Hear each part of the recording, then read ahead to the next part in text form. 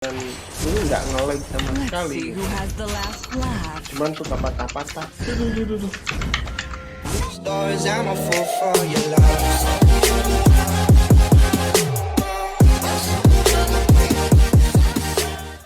Assalamualaikum teman-teman. Di sini saya pengen bahas dulu sedikit tentang si i3 7100 kemarin ya. Karena ketika saya baca-baca dari komentarnya ternyata cukup antusias banget gitu. Banyak banget yang pengen bang beli i3 7100 ya. Kayak kemarin bisa dipakai main GTA 5, terus Valorant dan lain-lain. Tapi ternyata ketika saya searching, saya dilema juga. Teman-teman di luar sana juga tetap dilema karena harga yang ditawarkan di e-commerce ya, di Tokopedia gitu kan, di Shopee gitu kan, ada tukang bakso tahu lewat. Ternyata si i3 7100 ini harganya cukup mahal. Mending langsung aja ke Core i3 10100 ya, i3 Gen 10 gitu. Dia udah punya 4 core, punya 8 thread. Kecuali kalau belinya bekas dan harganya dapat murah seperti saya kemarin ya. 1,9 juta dapat satu unit PC ini tuh sangat worth it sekali. Harga yang dikeluarkan dan performa yang didapat. Nah, terus si iGPU i3 7100 ini ternyata masih menggunakan HD 630, belum UHD ya, tapi ketika saya lihat-lihat perbandingannya ternyata hampir sama aja gitu untuk si performa iGPU-nya. Beda-beda tipis sekali gitu. Cuman kalau misalkan di i3 Gen 10 atau Gen 9, Gen 8 itu sama-sama UHD 630, cuman kebantu sama si core-nya yang lebih banyak. Karena si i3 7100 ini tuh i3 terakhir yang masih punya dual core. Kalau misalkan udah ningkat i3 8100, itu tuh i3-nya udah 4 core, 4 thread. Terus i3 9100, 4 core juga sama, tapi namanya udah beda juga dan soketnya juga udah beda. Jadi kalau misalkan beli motherboard H110 seperti ini hanya support yang G1 Gaming ini hanya support Skylake sama Kaby Lake. Jadi Intel Gen 6, Gen 7. Nah, terus saya cobain lagi karena saya masih penasaran juga sama si i3 7100 gitu kan. Ketika saya pakai live streaming, apakah bisa atau tidak? Ternyata ini bisa. Nanti saya akan coba live streaming. Kalau misalkan kalian penasaran dengan live streamingnya lancar atau enggaknya, nanti saya akan simpan linknya di deskripsi. Di channel yang berbeda ya, channel testing untuk live streaming aja. Channelnya jangan di-subscribe gitu kan, soalnya itu channel ngetes aja gitu. Di-subscribe mah channel sekilas IT aja gitu.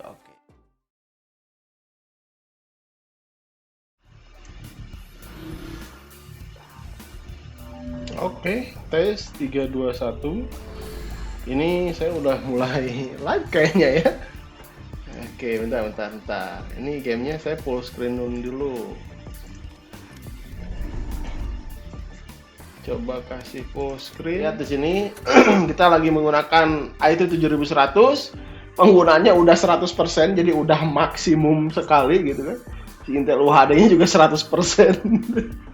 Kita siksa gitu kan si PC ini gitu untuk live streaming. Apakah lancar? Saya pengen lihat dulu gitu. Gimana menurut kalian? Nanti kita akan coba main game Mobile Legends ya, pakai Nox ya. Ini kita tes aja dulu.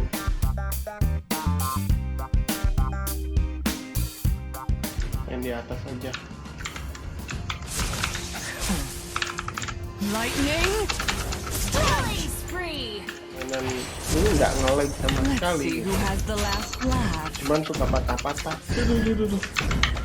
Mega kill! Double kill! Oke lah, udahan guys. Jadi seperti inilah hasil live-nya.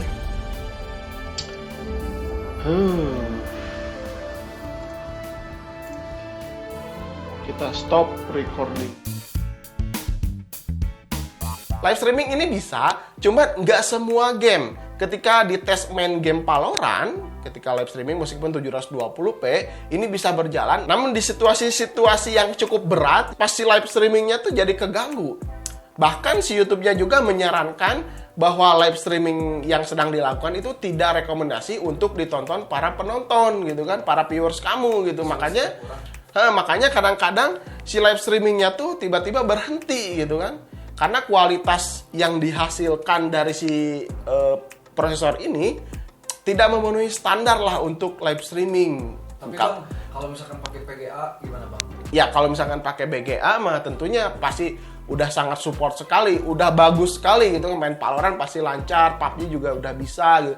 Tapi ketika saya coba live streaming yang lebih ringan kayak dari Nox kemarin, Nox Emulator ya, Mobile Legends, itu lancar. Nah, kalian juga bisa lihat lah. Karena penggunaan si processor nggak terlalu berat gitu kan, suhunya juga nggak terlalu panas. Kalau misalkan main Valorant itu bisa nyampe 90 derajat Celcius gitu kan, itu terlalu panas. Makanya si grafik yang dihasilkan ketika live streaming tuh jadi patah-patah, nggak enak ditonton lah istilahnya begitu ya.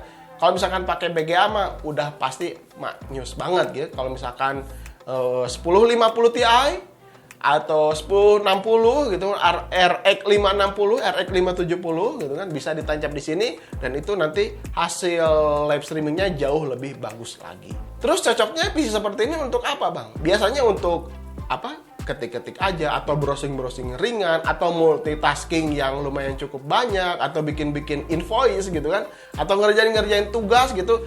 Ini udah cukup lah gitu. Tapi kalau misalkan mau dipaksakan untuk main game-game berat, saya sarankan ya pakai VGA card. Sedikit perbandingan antara Core i3 Gen 7 sampai Gen 10 ya. Dilihat dari hasil skor Cinebench R15, skor multi i3 7100 ini memang paling kecil. Di setiap generasi selalu ada peningkatan. Tapi di single core i3 7100 ini unggul tipis dibandingkan i3 8100. Tapi tetap unggul keseluruhan sih si i3 10100. Lanjut, kalau misalkan untuk iGPU performa ya, single precision GPLOPS-nya, semua skornya ini tuh sama ya, 422. Karena ketika saya melihat XD 630 dan UXD 630 hampir mirip speknya. Nah, tentu kalau dibandingkan untuk main game, si iGPU ini tuh terbantu oleh core CPU masing-masing. Termasuk teknologi terbarunya, seperti Turbo Boost teknologi yang ada pada i3 Gen 9 dan Gen 10. Di i3 Gen sebelumnya kan belum ada. Nah, ini bisa membantu untuk meningkatkan sedikit performanya. Sehingga di pengujian game i3 10100 tetap unggul meskipun sama menggunakan iGPU UHD 630 seperti Gen sebelumnya. Saya punya beberapa spesifikasi yang harganya nggak terlalu mahal, murah meriah, tapi performanya bisa diandalkan untuk beberapa tahun ke depan. Kalian bisa pilih yang sebelah kanan karena Core i3 10100F langsung pakai VGA card.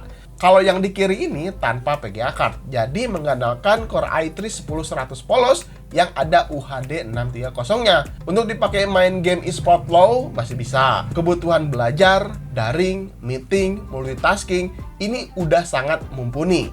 Saya juga udah coba.